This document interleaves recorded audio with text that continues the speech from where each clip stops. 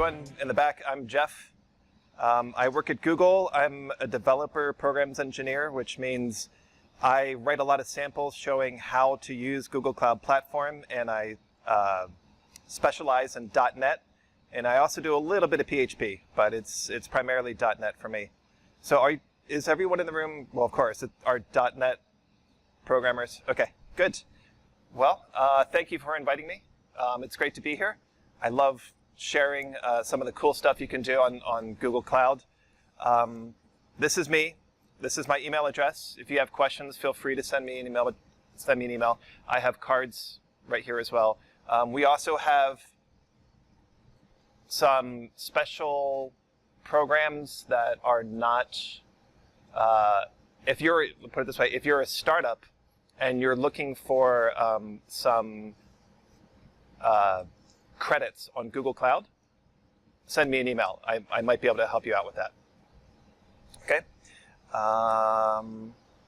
So this is what I'm going to cover. Why Windows, ASP.NET.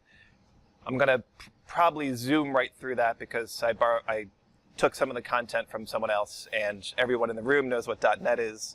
I'm going to show you how to deploy .NET applications to Google Cloud. Also things like SQL Server. I'm going to share some details about things which are only available on Google Cloud, like Data Store, a NoSQL database. There's Cloud Spanner. It's the most exciting data storage solution that I've seen yet. And some extras, I'll show you how to use the Vision API so that you can understand what an image contains, or speech, so you can do speech to text automatically with our APIs. So I'm going to kind of skip through this. .NET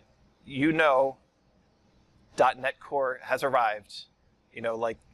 Things have totally changed. We can now run .NET Core on Linux. You can now run PowerShell on Linux. You can now run SQL Server on Linux. Microsoft joined the Linux Foundation. Google joined the .NET Foundation. Dogs and cats live in harmony. It is. But I'm really excited because I've always been the Windows guy. And at Google, that's a hard person to be, the Windows guy. And it's like, give me my wait for multiple objects, which you don't have in the Linux kernel. And there's nothing like it in the Linux kernel. And I miss it. So I'm really happy to see all this happening because C# is my favorite programming language. I really like deploying it to Linux, like IIS. Every time I try to configure that to run a website, something goes wrong. So I'm really happy about the direction things are going. Given all that, why would you deploy to Google Cloud when there are other options available? First of all, we have a privately owned network. So if you have a virtual machine in our Atlanta data center and it's speaking to a machine in our Oregon data center, then that's speaking over a very fast, privately owned fiber network. So we have the infrastructure. We have very fast virtual machine provisioning, which means you need to spin up a new instance. We do it very quickly. Auto scaling, that just works. So as your load increases, we automatically create new instances to handle that load. We do per-minute billing. There is a sustained use discount. So if you basically promise that you're going to use this virtual machine for a year, we're going to give you a good discount. We also have sizing recommendations. So if we notice that your particular machine is being underutilized, then we'll say, hey, you don't need such a large, powerful instance. You can downgrade it. Or overutilized, we'll say, you know what, you might want to consider upgrading that machine.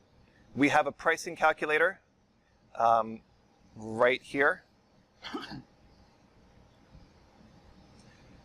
So if you're trying to spec out, like, maybe I need, nobody can see that. All right. So maybe I need 3 instances of web servers, and I want Windows. I want a dedicated machine. I add that to my estimate. And then over here, we can see how much that's going to cost per month. So it makes it easy to compare your options and know how much it's going to cost you.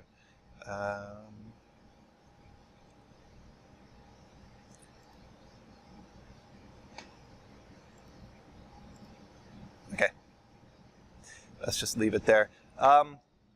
We have a lot of flexibility in machine types. I think we're the only one that lets you specify exactly how many CPUs and how much memory you need. So if we don't have a pre-configured machine type, you can do a custom one. And we also have preemptible virtual machines so that if you're running some background job that can it'll background processing job where it can go offline for a few hours and then come back online later and pick up where it left off, you can get a really steep discount if your job is like that.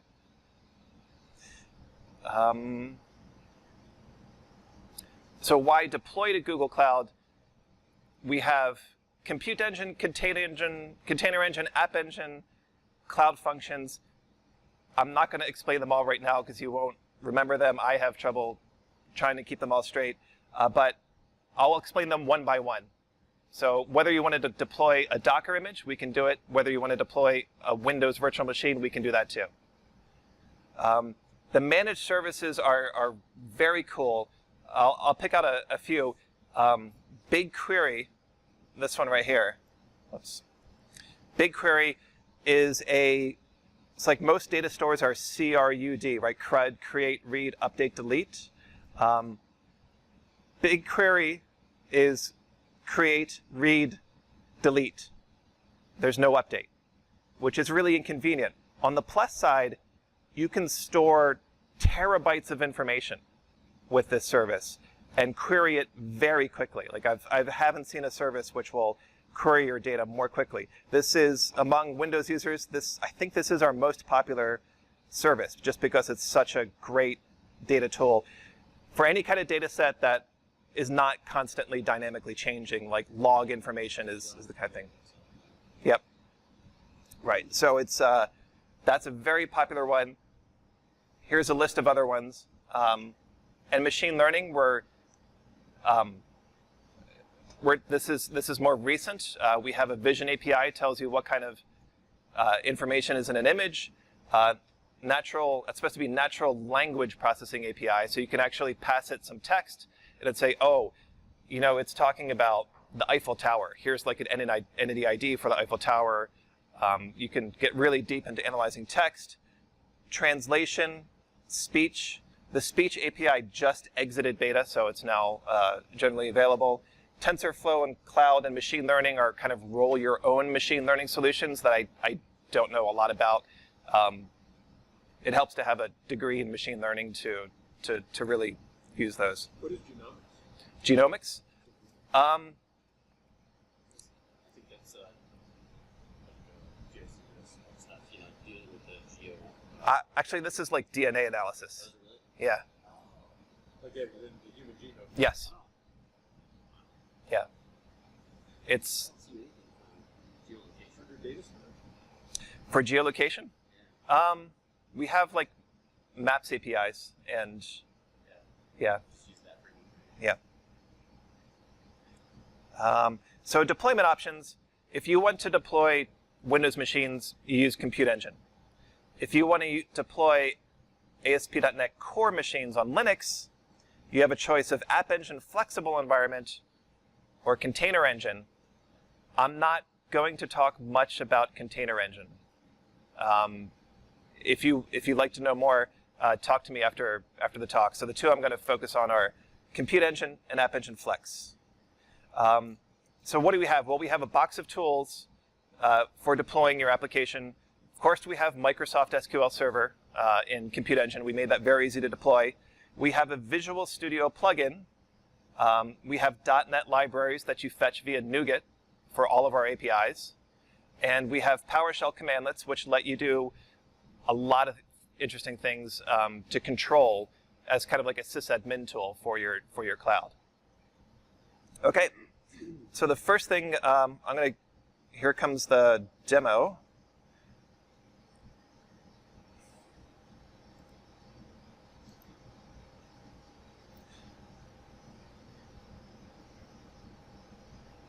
All right, so what's first on the list? First, okay, we go to the console, and you go here by doing cloud.google.com/console.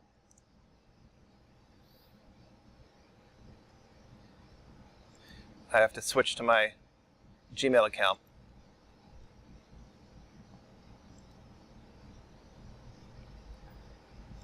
So this is your home base that tells you everything that's running under your project. The first thing you have to do to run anything on Google Cloud, even to call our APIs, is to create a Google project.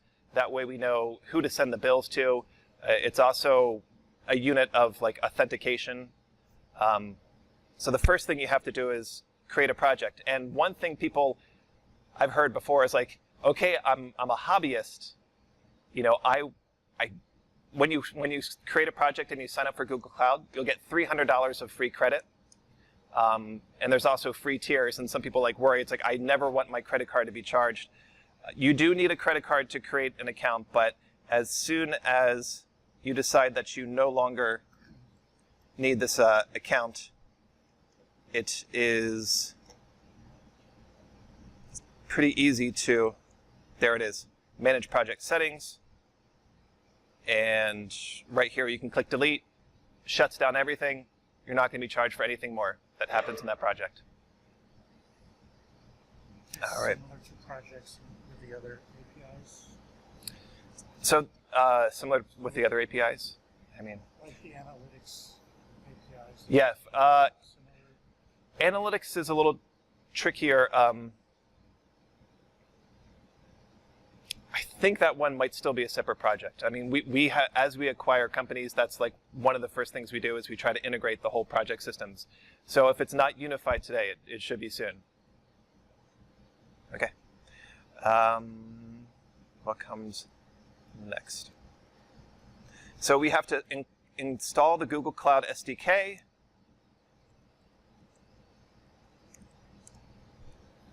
So the Google Cloud SDK gives you a tool called gcloud, which you need to deploy your applications.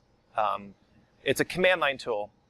And you don't actually have to use it from the command line, but the Visual Studio extension that we're going to install in just a second needs the command line tool to be there. So install for Windows. And of course, I have already installed it. So if I do gcloud info,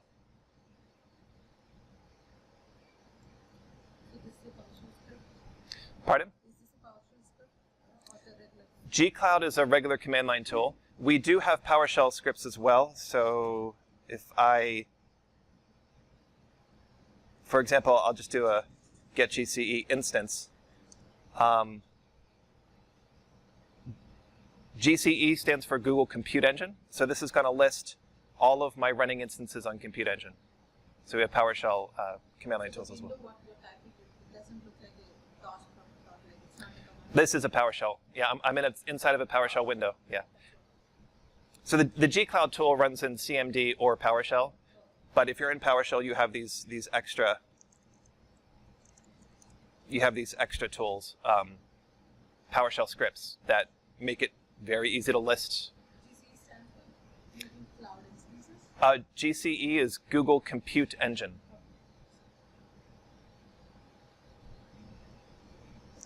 All right, where was I?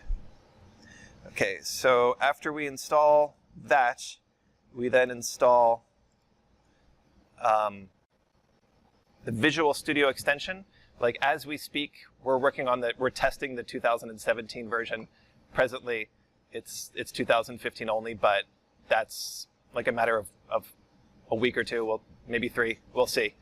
This is why I get nervous when you record, because I'm not supposed to guarantee any dates. So in a matter of weeks, we'll have it for Visual Studio 2017. But check again tomorrow. Check again tomorrow. That's right. We're all developers here. We know. Okay, that's right. You're not marketing people. You know what I'm talking about. You know what 2 weeks means. Yeah, cool.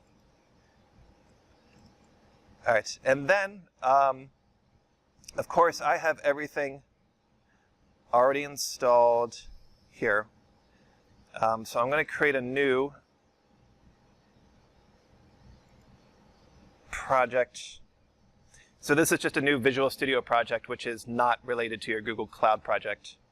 Google Cloud Platform. Support all the way to MVC4. Huh? And we do MVC4, and then, so core MVC is, of course, the next version. Yeah. Which version is that web API? Is that 4 or 5? I don't. Will it be 2.0? So there's core web API, and there's regular web API. Okay. So I'm going to create this. I'm going to call it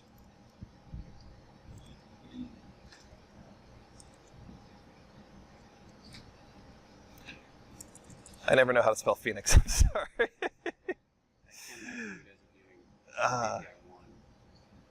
Hello, Phoenix. Create a new solution. Create directory. Let's do it. Okay. So interestingly, you have to create, if I have to integrate with Google Cloud, I have to only run an application or spin up an application via Google Visual Studio plugins. Okay. So I'll repeat the question so the people recording here. The question is, if I want to run my application on Google Cloud, do I have to create it from a Google Cloud template? And the answer is no. You can just create it from any template, take your existing application. I'm going to do that a little bit later. Okay. So what does the template consist of? That what is it buying you for by using the Google template? It buys you integration with logging and error reporting, which you could also do yourself. Like you can add that to your existing application as well, but it's a convenient place to start. Just add it as middleware to the pipeline. Yeah, so it's in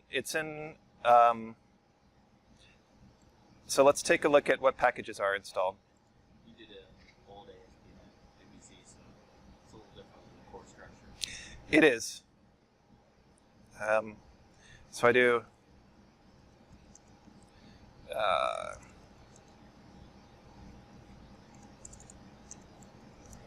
Command line food, back what I have. yeah. There you go.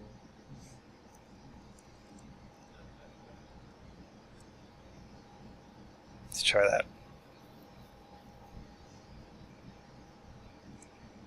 All right. Heck with that. Let's do it this way. Oh.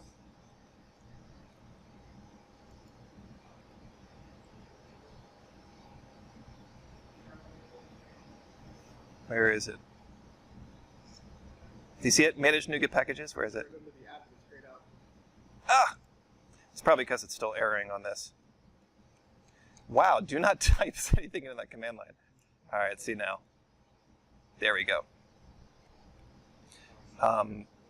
So if we look at our installed packages, it has like these diagnostics.asp.NET package. And again, you can install that yourself from Nougat, not a problem. But this comes preloaded because there's a couple of things I need to edit to get it working. If I want to deploy it straight to Google Cloud, I don't need to do this. So let's just do that. Well, already too late. So here I'm going to enter my Google Cloud project name.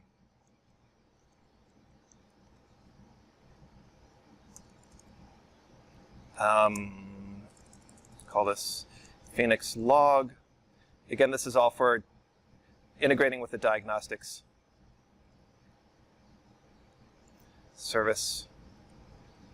Hello, Phoenix version 0.01. All right. So if I run that,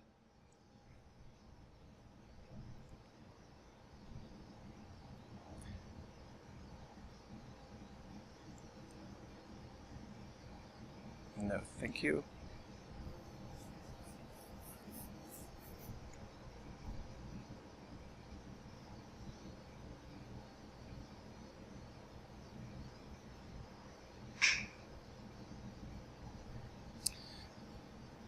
while we're waiting for localhost, okay, so yay, that works.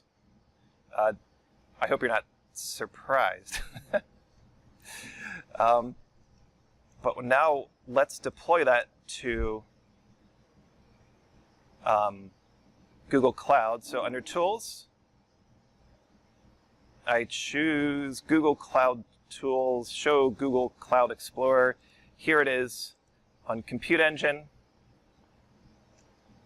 I want to create a new ASP.NET instance.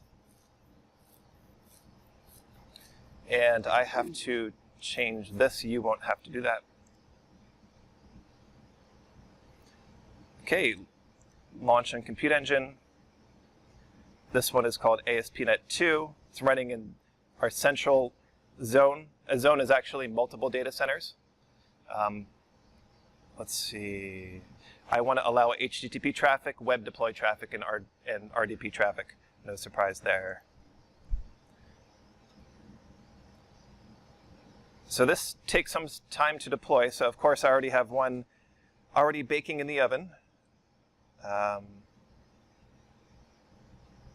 which is ASP.NET 1. And this is a pretty boring IIS server. We use self-signed certificates, so you see these warnings.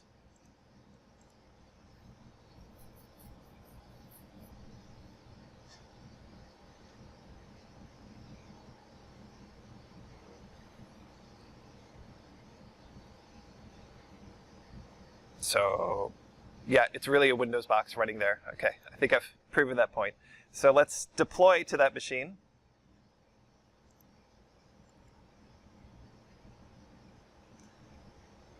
Publish to Google Cloud, Compute Engine. I want...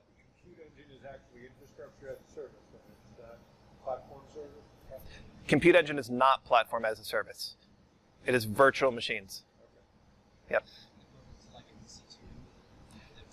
Pardon? I think so, but I'm not an expert on AWS. Yeah. Okay.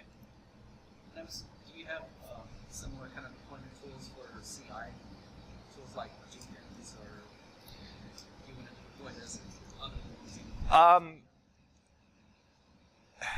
We don't have anything that we've built ourselves. We are working on an integration with some very popular software, which I can talk about when the microphone is off. So I'd be happy to share more details about that when the microphone's off. Yep. So it's running on the cloud. So it's same as your IIS website you're running on website. Yes. This is an IIS. This is an ASP.NET application running on an IIS server, running on a Windows server. You just spun up a Windows server. Yep. And then deployed that local app to that box that you spun up. Right. Okay. Yep. And the error detection is really handy because there are always bugs that happen in production that never happen when I run them locally.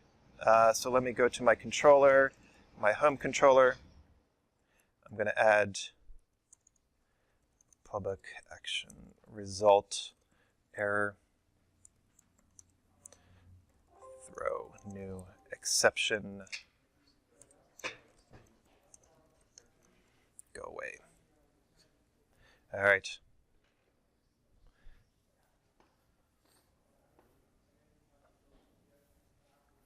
So when I run this locally,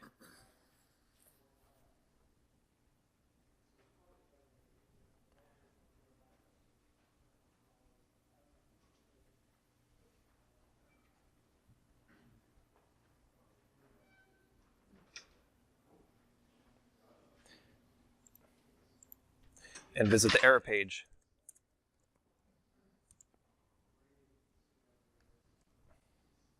I get a nice stack trace. But of course, that doesn't happen when you deploy to production, and that's when our error reporting becomes really useful. So I'm going to deploy this new version to Google Cloud. same instance.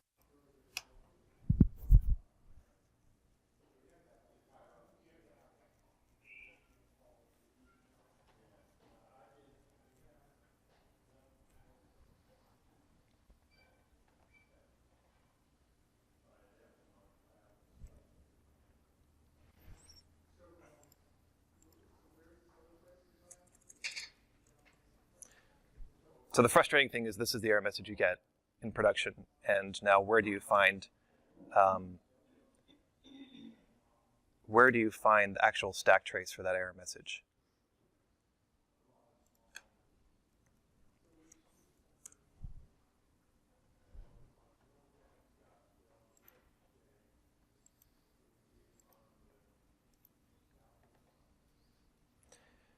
So in our menu right here, there's an overwhelming number of choices. The one I'm looking for is Stackdriver error monitoring, error reporting. And you will see that this new exception was reported from Hello Phoenix. And I can take a look at the logs and see the entire stack trace there. So Stackdriver is actually really powerful. You can create metrics based on logs. You can ring pagers based on those metrics. Stackdriver is really useful for any kind of production system. And Stackdriver, your system doesn't have to be running on Google Cloud either. It could be running on AWS or anywhere to integrate with Stackdriver as well. Pardon? I guess, I don't know. So I have kind of tunnel vision towards our projects, or to our products, and I haven't seen a lot. Okay. That was enabled by those packages that you installed from Nougat earlier. Yes, right. So you can download. That's right. You can install these packages. I chose to create it from a project template which already had these, integrated. So all I had to do was specify those parameters in web.config. Cool. How's it going? Is this interesting? Is other stuff interesting? Is this... Could you show me one more time? I think I missed. How did you get to the logs? Okay. So when you're on the Google Cloud Console, this is like our user interface, our web user interface for everything, for your whole project. So from here... Oops, wrong one. What I want is... Under Stackdriver, there is error reporting. When you initially deployed the demo copy of the NDC app, you created a new app compute instance. Is that creating a new project, or is that within the Google project? No, that's within the... So the Google project is like the umbrella for all of your assets. So your asset always belongs to exactly one Google project, and Google projects contain multiple assets. All right. Cool. 655. All right, so let's go back to the docs. Okay, so we've done all of the following. We've taken our application. We have... Where's the view? So, and likewise, it's a better Hello World because it gives you the error reporting and logging built in. The next application I'll show you is a sample application. It's our standard bookshelf application. It's a very simple CRUD application. So basically, you have books you can edit.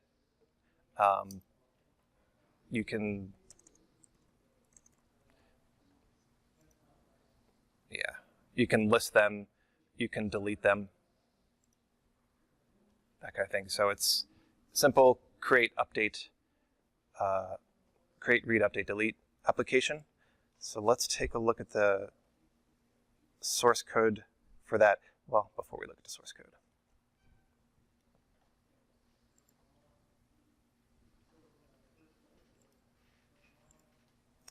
So where do we store the book cover images? You saw the book cover images. Where should we store them? we can't store them. You generally don't want to store them locally on that web server because you may need two web servers, right? If load increases. So the solution for Google is Google Cloud Storage, which this is the one I actually know is a lot like S3, right? It's just you're storing large blobs of data up there. And we're also going to take advantage of another feature where you can make those blobs public and access them from a regular URL. So that way, when you're viewing the page and you're looking at the image, that image link goes directly to a cloud storage URL. And let's take a look at the code for that.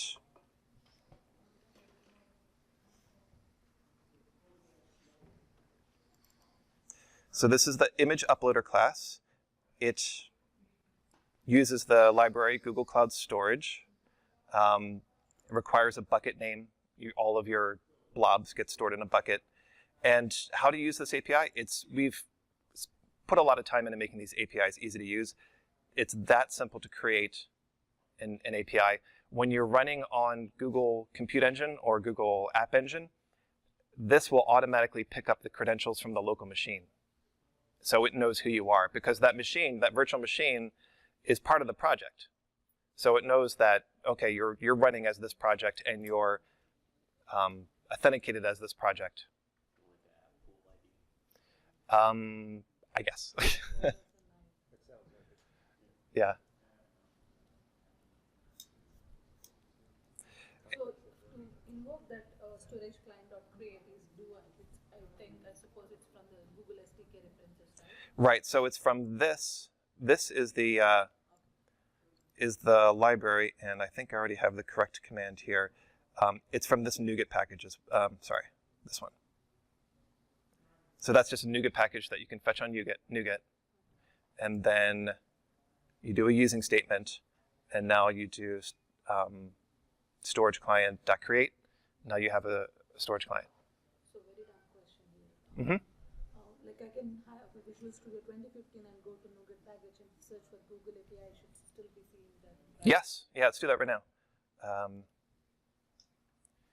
Manage Nougat packages, browse, Google. There are a lot of Google APIs here. Yep. Okay. Cool. Another question for you. Yeah. The Google Cloud Storage, is that like supposed to be your one-stop shop for data storage, or if I have highly transactional data, so I just go to traditional? No, we actually have like 5 stops for data storage. This is for like blob storage. Like it's the perfect thing for storing images. And I'll introduce some others. Great. Cool. All right. So then to upload to upload an image, I define my ACL to be public read because I want that to create that link to go directly to the Google Cloud Storage object. I call upload async, pass in a bucket name, an object name, aka file name. The content type is going to help when users follow that link and see that it's an image. That way we can specify the correct MIME type and the HTTP response. The source is the input stream that was uploaded from this post. And options, set the ACL accordingly. I just do that, and then I return the media link, which is the link directly to the content. What is bucket analogous to in everyone's known world? I don't know. So the one-to-many relationship is one project can have many buckets, and each bucket can have many objects. Is it more like not a table, definitely? No, it's not. It would be like drives or Unix volumes. Yeah. Yeah. All right. So that's how we store the data, or that's how we store the images.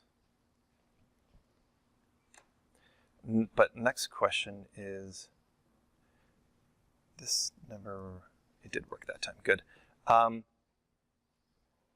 Where are we going to store the data for the books? Well, we're going to store it in an SQL Server instance and then set the connection string in web.config, and do that all in Compute Engine.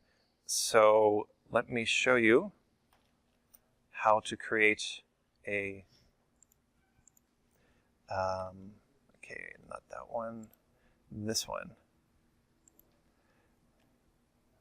So again, I want to create a VM instance, so that means Compute Engine. I want to create an instance. I'm going to call this SQL Server 2. Run it in this central location.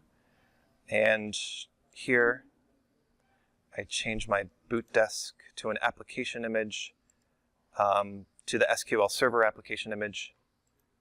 I select that, and I create it. And that should be it. And that's up and running. And you are, in terms of licensing, you are charged for your license per minute. So it's amortized. If you have pre-existing licenses, you can also bring it to our cloud. There's a doc that's getting into like technical legal stuff that I don't know very much about. But if you Google, like bring my Microsoft licenses to Google Cloud, you'll get a document explaining exactly how to do it. Has anybody ever actually tried contacting Microsoft about your SQL licensing? You get like a different answer every person Oh, you talk to. really? Yeah. So let's say you have a SQL instance running and you have multiple people connecting to that SQL server. Yeah. You have a license basically for every group. Depending on who you talk to, you either need a license for everyone that's connecting, or you only need a license for the one that's running it. Yeah. It's just, you get a different response every time. Oh, wow. It's funny. Wow. Well, I believe we're in pretty good shape there. So SQL Server 2, remember how I said fast VM deployment? That looks like it's completely up and running. So let's check it out. Go back here, refresh this page. I see my SQL Server 2. Anyone that experienced that? No. We have like, we do the core licensing for us. And we have like 80 cores, right? Yeah. So it's outrageous. Yeah. But thankfully we spend enough money that they just say, we'll just charge you at the end of the year. Which version of SQL Server are you running? I think we're on 2014 now. Okay. Because I think they got it, like they fixed part of the licensing at 2012. It was like 2008 R2 is so, okay, how do I actually get charged for this? Yeah. And like I said, depending upon the operator you get over there, you'll get a completely different answer each time. The licensing is just a black box. You know, so they just charge you if you like that. Yeah, pretty much. Come on. Feels like you should be paying. Come on. Cool. So now I can I just created a user account there. So now I can remote desktop into that machine.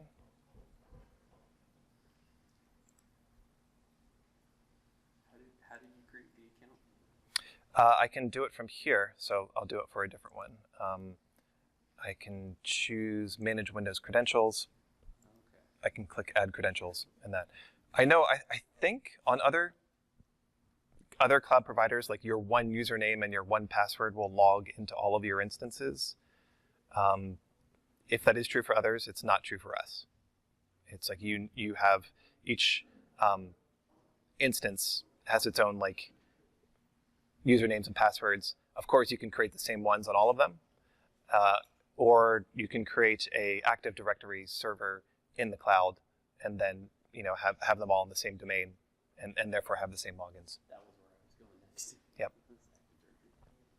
So this one's up and running. Come on. I created with pretty minimal hardware specs, so it should be up and running now. Okay, so that's how you create an SQL server, and if we look at the code to that bookshelf application, which stores the book data in an SQL server, let's take a look at DB Bookstore. Well, first let's take a look at a book, because the book is the entity that gets stored in the database. Again, this is straightforward CRUD. It has an ID, that's the primary key, a title, an author, the publish date, the image URL, a description, and also a created by field. So everything you saw in the little demo. So pretty minimal example. And the DB bookstore, we use Entity Framework for DB bookstore. So it takes a application DB. Who uses Entity Framework? I'm just curious. Have a straw poll? A lot of people. Good. All right, because I've walked into groups of people that like hardly anyone used it. I'm like, why aren't you using it? Yeah, yeah. No, yeah. Entity Framework is fantastic. So right, creating a book is very simple. You add the book to the DB context, and then you call save changes. And then we set the book ID to be the ID that was created by SQL Server in the primary key. Everyone following? Okay. You have any questions? No. Okay. All right. Okay, so no surprises here. That's what it's doing. And in my web config, I have a connection string that points to my data source right there, which is just an IP address running in Google Cloud. So I can run this locally, or I can run it in the cloud. It's going to hit that IP address. And that's Either way. the account you just created, or one like it. No, this one is on a previous one that I set up. Yeah. Yeah. But yes, so I'm sorry. Yes, one like it. So yeah, this one is using SQL logins. SQL logins. Yeah.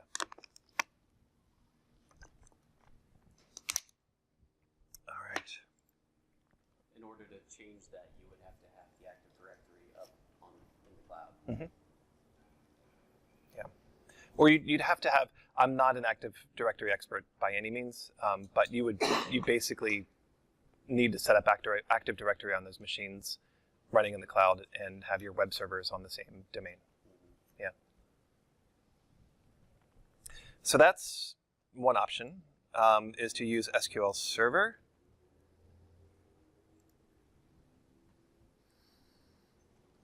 So the good news is if you want to use SQL Server, it's pretty quick and easy to deploy to our cloud.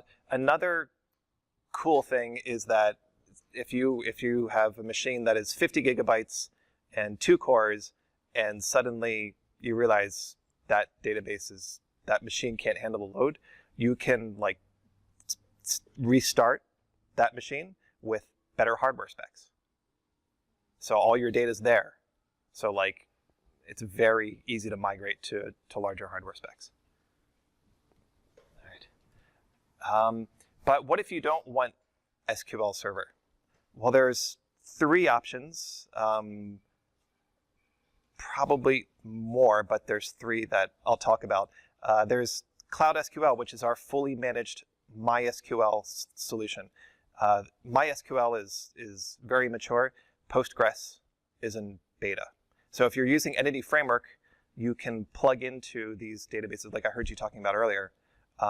You can just use a different SQL backend very easily. It's really nice. It's fully managed, so that means when the operating system needs a patch, it's like you don't touch it. Google takes care of all of that for you. And with a couple of checkboxes, you can set up backup schedules to handle all that for you. Was that just on the managed instances, or is that on? So if I spin up a new virtual, like you just showed us a Yeah. while ago, is that all the patching happens automatically in the background, or is that something I have So to manage? you don't. So Cloud SQL is like we manage that completely. So you create a new SQL. Let's see. Well, what about for the IIS instance? IIS you have to manage yourself. When you're on So Compute it's Engine, virtual machine, you Yeah. have to manage it, but if it's a managed instance, okay. that's right. Thank you. Yep. All right.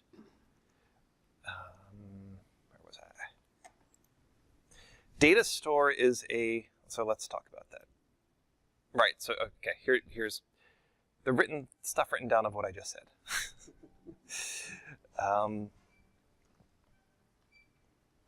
Cloud Spanner like blows my mind. I don't know how they built this, but you know how there's always the trade-off between NoSQL versus SQL? It's like, do you need ACID? Do you need eventual consistency or immediate consistency? You know, what happens if, you know, some of your data is in New York and some of it's in California?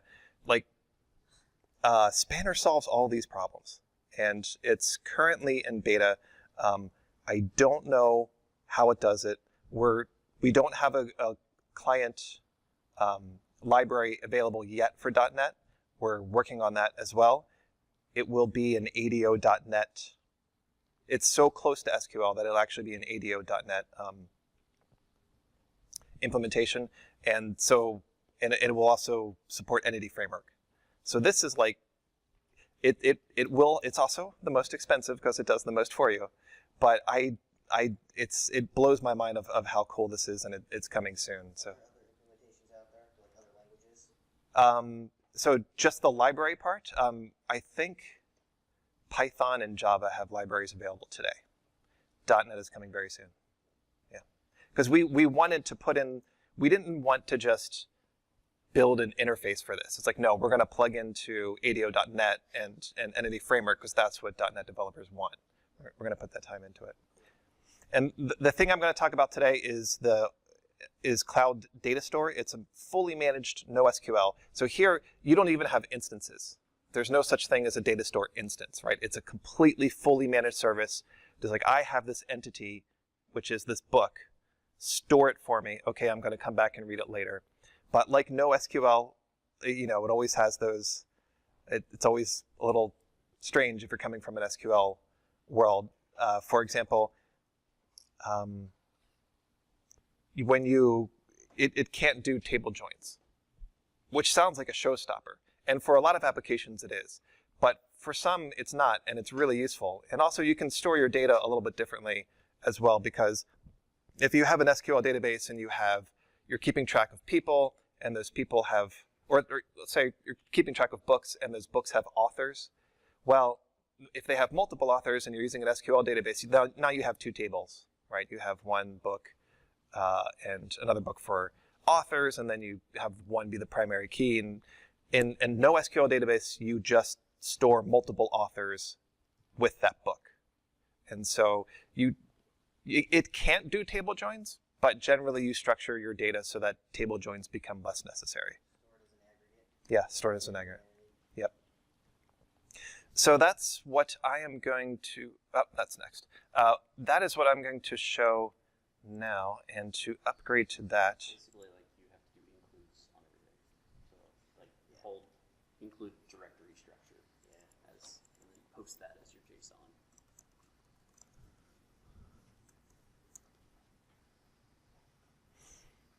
Okay, so yes, to reload that. For that, I have the data store, bookstore implementation. It implements the same interface as the SQL implementation, but it uses data store. So how hard is data store? This translates an ID to a key. So data store, every entity has a key. So an entity is like a row, and every entity has a key. So for the book ID becomes the key into this, yeah. And then so to go from a book to an entity, it's copy the fields, right? And to go back from a book, to go from an entity to a book, copy the fields in the other direction. And then, so hold on. Here's the data store DB object. How do we create it? We call create. This time we have to pass the project ID. For some projects you have to pass for some APIs you have to project ID. Again, I'm using the Nougat package that's right there. That Nougat package. So creating a book, you start with a book, you convert it to an entity, you then create an incomplete key. so that when you insert it into data store, it gives you a new key. You then do the insert, and finally, you pick out the key and translate that to an ID. The mapping of keys to IDs is probably the biggest difference, but it's still, think of it as a primary key into that table. And if I go, that's data store, so I want to see web.config. You can see that up top, I changed, this is like an internal application value. I changed the value to data store. So now when I run it, it should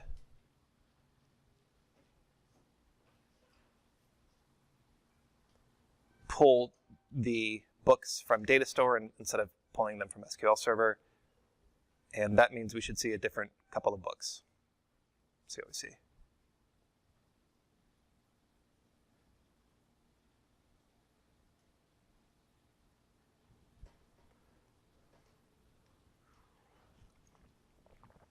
Come on. Yep. Or is that the same one? That is the same one. All right, maybe I had it set up backwards last time. So I can tell by looking at this. Yes, so this is definitely data store, because with data store, you get these random IDs, whereas with SQL Server, you get a single ID. You get incrementing IDs. So data store, that's part of why data store scales massively, is because you don't have these like bottlenecks like next ID, which actually requires a global lock.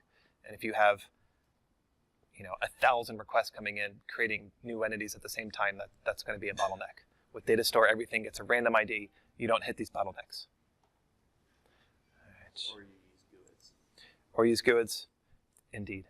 Yeah. So yeah, it's a lot like a GUID. All right. Yeah. Are you stretching? Okay, sorry. I'm happy to answer questions. But, okay. So that is data store. That is the bookshelf. So here's the problem.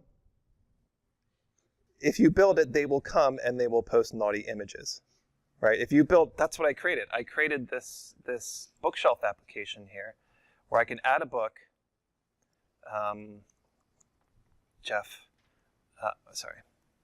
Title,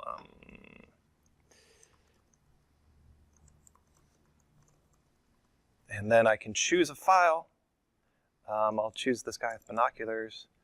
And then when I click save,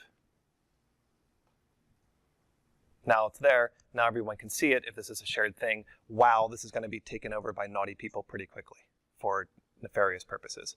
So this is actually one time where Google Vision can save the day, because Vision can tell you what those images contain. So we're going to use Google Vision API to make sure nobody uploads naughty images. All right, stop this. And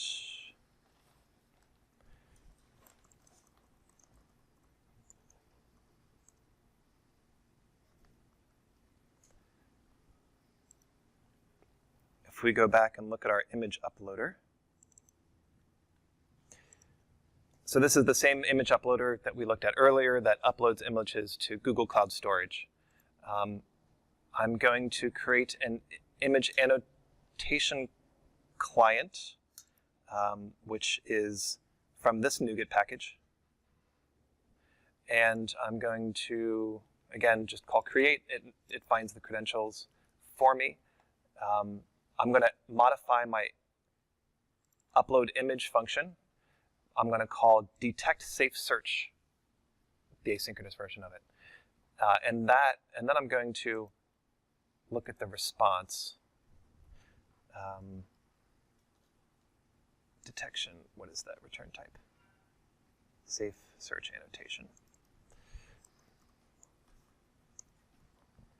So I can look at it here. it can tell you whether it contains adult content, medical content, a spoof, or a violent image. I want to avoid all of those. So I'm going to filter on all of those. I'm going to compare it to the likelihood that Google Vision reports. The possible values are very unlikely, unlikely, possible, likely, very likely.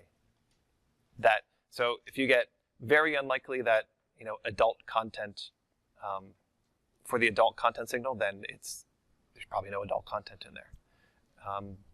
So it's a signal of confidence of how likely there is each of those. So I'm going to play it safe. I'm going to say, well, no, I don't want any of these, and my threshold is going to be possible. So if it's like possible, then okay, I'll let it slide. But if it's likely or very likely, then no, I'm going to throw a new naughty image exception and not allow it.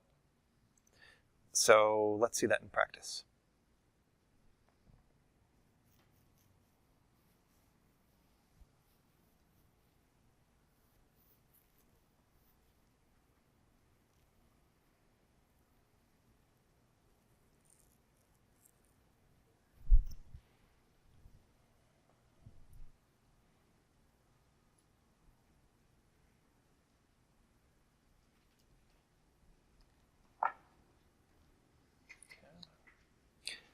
I should consider getting a faster laptop for demonstration purposes. So let's take this one and let's try editing this book and choosing the file. And the one which you will not see because I just typed the name is smallpox.jpg. So if I try to save this, our Vision API detects that it's an audio image. I've just saved us, from yes, the medical flag was hit to likely. So now I can catch that. Yep. What's the reason that the Vision API is done as an application as a service rather than, say, a library? As a library that I can only speculate. I imagine that it's huge. Like the amount of data that it considers is huge. And it uses machine learning. It's built on machine learning. Sure, it's getting updated all the time. Getting updated constantly. Yeah. And okay, and that comes to another point. So that's really it for the bookshelf. Let me just wrap up on Compute Engine before I move on to the next thing. All right, so we caught their naughty images. Right, that's the Vision API. There's links in this slide deck to more information about all these APIs. So the final words about Compute Engine, it has some other features like balancing load, scaling up and down automatically, resizing SQL services like I mentioned manually. These do take some work with Compute Engine. Like you have to create an instance template, which is like the entire disk, and then create an instance group. So it's good, but I think we can do a better user experience, and that's with App Engine, which I'll talk about in a second. One point I also want to make sure is clear is that all the APIs I've demonstrated, data store, vision, storage, Stackdriver, they can be called from anywhere. They can be called from your corporate network, from Google Cloud, from AWS, from Azure, it doesn't matter. Okay, so here's App Engine Flex. So this is platform as a service. And this is, it runs Docker images, which means .NET Core on Linux. It does automatic scaling and automatic load balancing very nicely. You don't have to pay Microsoft license fees because you're not running any Microsoft software. And it also has like easy versioning and traffic splitting.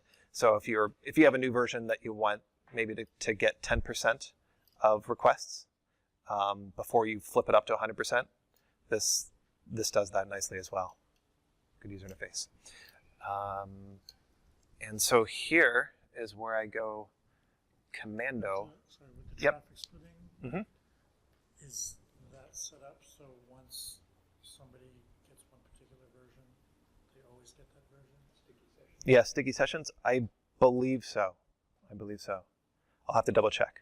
Can you filter by IP too? So maybe you can You know what? Let's try it. I'm going to deploy one, and then we'll see what we can control. So there's a feature which Unix programmers love, and I have to explain to everyone that, well, that's not really so useful for Windows people, is the Google Cloud Shell. So do you remember that gcloud command that we installed the local SDK? You can also run it live in the context of your project, which is right here. So I can do gcloud. Too few arguments, of course. Okay, but we also have .NET installed here. So I can do .NET new web application. And if you've done this before, you know this contains the usual suspects. Files. We also have this experimental editor for editing. This context in the shell disappears as soon as you close it. So this is more like a debugging tool, like testing tool, like playing with it. If you want a permanent instance, you can just create a new instance of a virtual machine, and then of a Unix virtual machine, and then you're in the same situation. But it is really handy sometimes, like demonstration purposes in particular, to have this available. So here is the application created by .NET.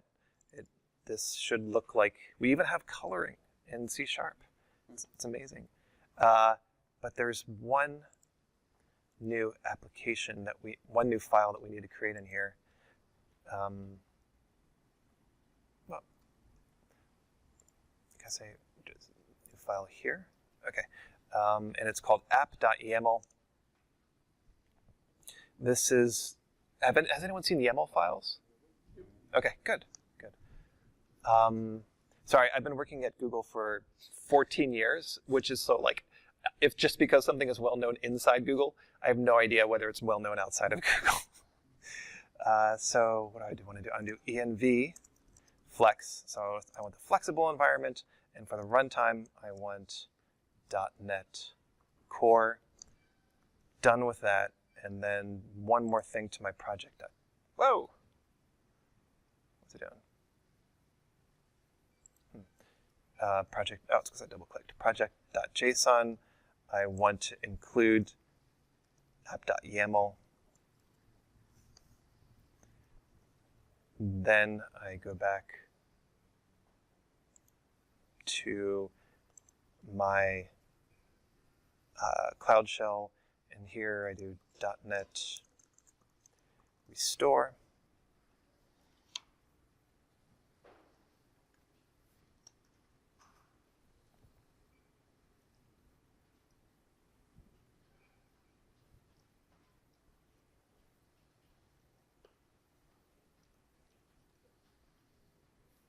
That you didn't have to do that 10 minutes of, this will only take a minute, we're unpacking all the .NET stuff.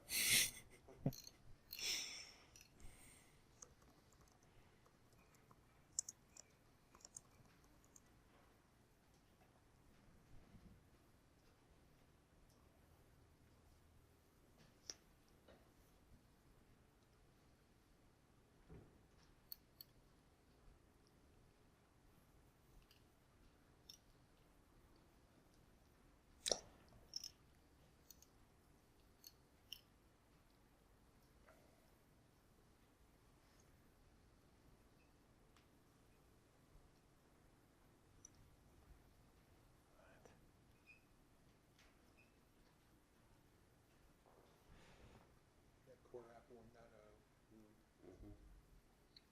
I saw that. So is that Okay. project.json? Okay. Yeah, 1.0, yeah.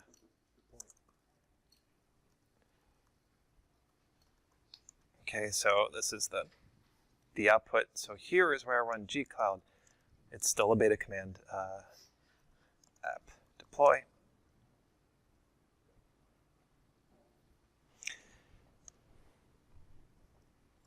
So of course, Visual Studio, when you right-click on your project and you say to, what? .NET Core. Oh, okay. Let's fix that.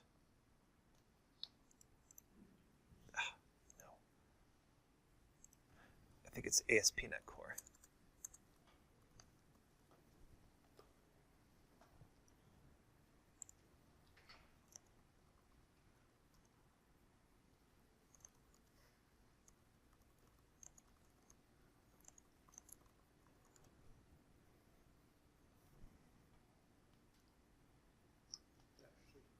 Thank you.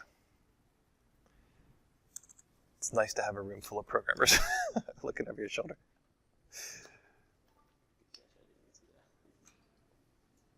Okay. Try that again.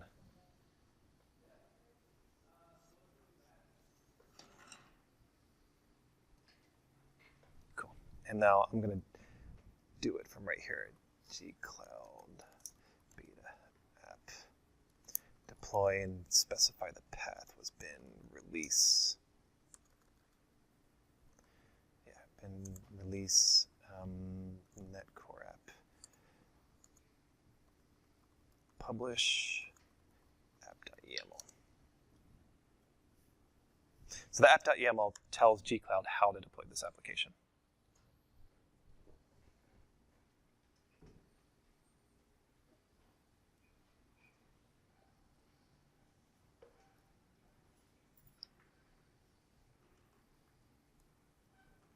Okay, this will take probably about 5 minutes. We're working on making this faster. So it's a great time to ask questions. So you had to add the YAML as part of your project JSON as far as so that you could grab it, and then when you did the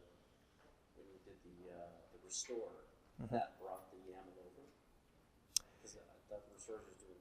I'm trying to figure out how that file got it. So what I need the app.yaml to live in the output directory, aside because I need it. So then I can run Gcloud deploy, and it looks for all the binaries in the same directory. So I created it in the source directory, and then basically I added a rule in project.json just to copy that file to the output directory when you build it. Which you wouldn't have to do it normally, because it's going to grab everything in the folder. Well, that was going to be my next question. So it's just going to be... Another thing, if you're using the Visual Studio extension, you don't have to even have an app.yaml, because it'll automatically create the 2-line one that I just showed you if there's no existing one. If there is an existing one, it will automatically pick that up and use that. So yeah, that's kind of like an artifact that we had to see just because I'm using the command line. Comes up. Because you wanted to be fancy. Yeah, I wanted to show off. We can do it on Unix too. Command line self will appear in the CI tool as well. Pardon?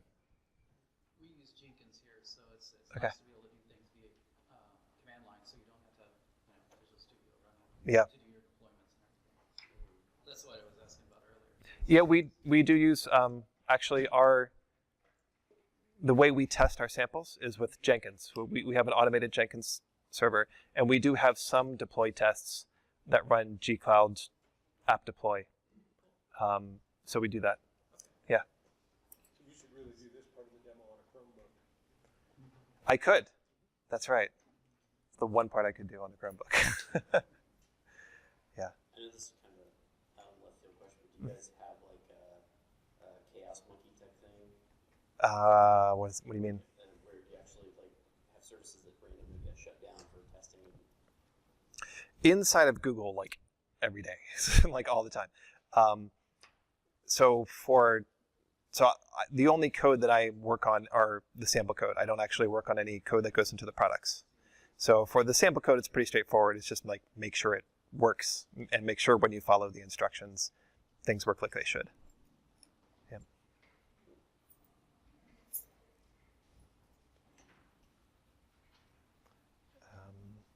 While we're doing that, while this is deploying, I can do a quick demo of the speech API, which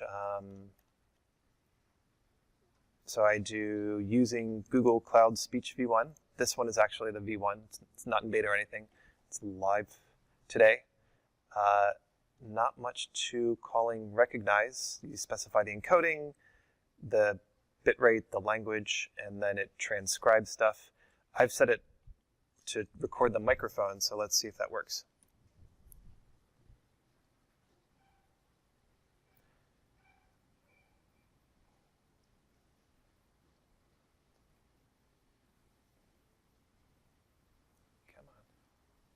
Testing. Oh, no! Okay. That did not happen 2 hours ago. All right. Let's try it again. From the command line.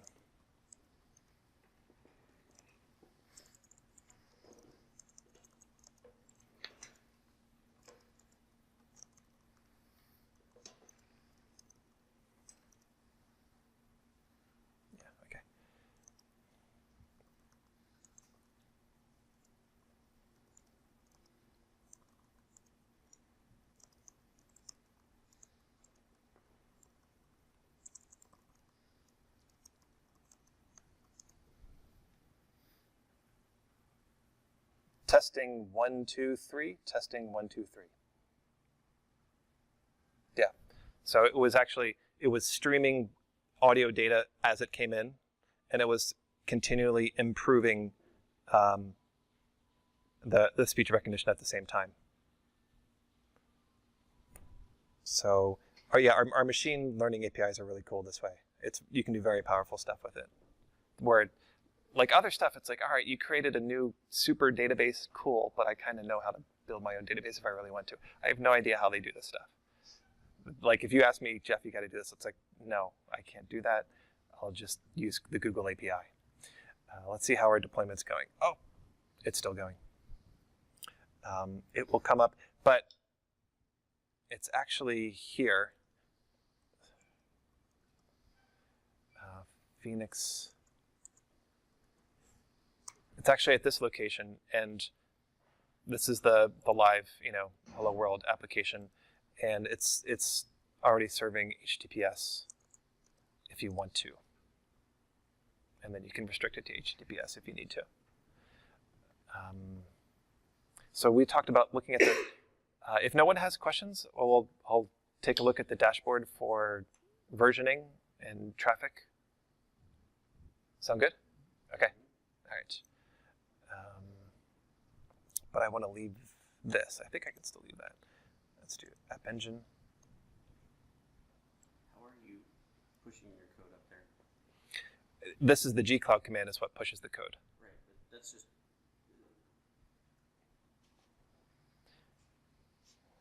So the gcloud command looks at the app.yaml, collects everything in that directory, builds it into a Docker file, pushes it up to our system. Oh, that's what's taking so long. Yes. It's actually, no, it should not take this long. That's like the group that I work with, that is our #1 complaint about App Engine Flex, is that deployments take too long. So it's their #1 bug. Yep. So App Engine Flex.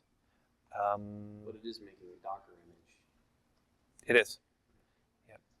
App Engine. In this case, it's a Docker image based on a Linux container? Yes. Yeah. So this was the version that I deployed earlier today, and that's what's serving 100% of traffic. Let's see. This might be the one. Yes, this is the one that's coming up right now. Let's see. Is it? Yeah. 26. Yep. And so let's see what happens if I click on the split traffic. So you can, there you go. That answers your question. So you can split incoming traffic based on IP address or cookie. So that way, once a user hits the new version, they're locked into it.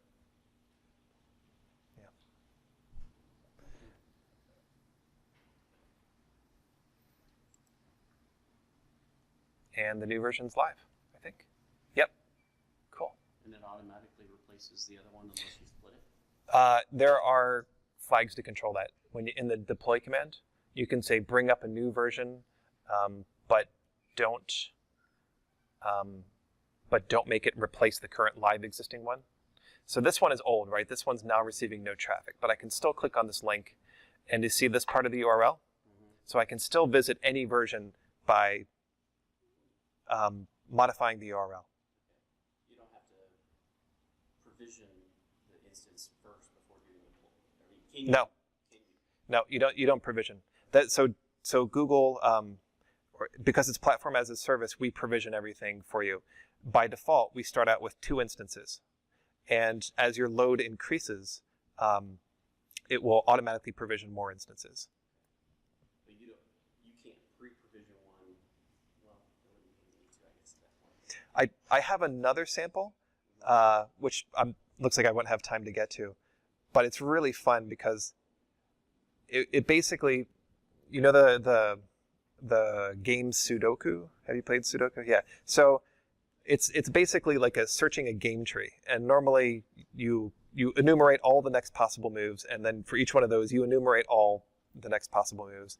So it's pretty simple to write something that solves it. You just enumerate all the possible moves and find the one that works. Well, I created one where first I created it where, okay, so it puts all the next possible moves on the stack, and then it pops it off the stack. That's great. It runs in 200 milliseconds on my local machine. And then I put it, okay, I'll replace the stack with a queue, which means it's kind of considering all possible moves before it even checks whether one is complete. So basically that blows out the memory of my machine very quickly, that queue. And then I created an app engine application, which uses our pub/sub queue, which is like Kafka or like RabbitMQ. But it's like that fully managed service. There is no such thing as a pub/sub instance, right? It's completely managed for you. And I use that as my queue, plus a queuing mechanism. So basically, for every request, so a message from this queue comes in as an HTTP request. I handle it, I look at it, I basically put 9 more items on the request. So it just explodes immediately. Took about 15 minutes for it to go from 2 instances to 20 instances. So it scaled up right away. And the pub/sub system was pumping about 5,000 messages per second through it as well. So scaling is the sweet spot for Google. This is like the thing we do really well. And App Engine's true for that. Okay, so that is pretty much all I think I have time to present. I'd be happy to answer any other questions. And when we turn the microphone off, I can talk a little bit about the integrating with deployment tools or like CI tools. All right, cool. Thank you.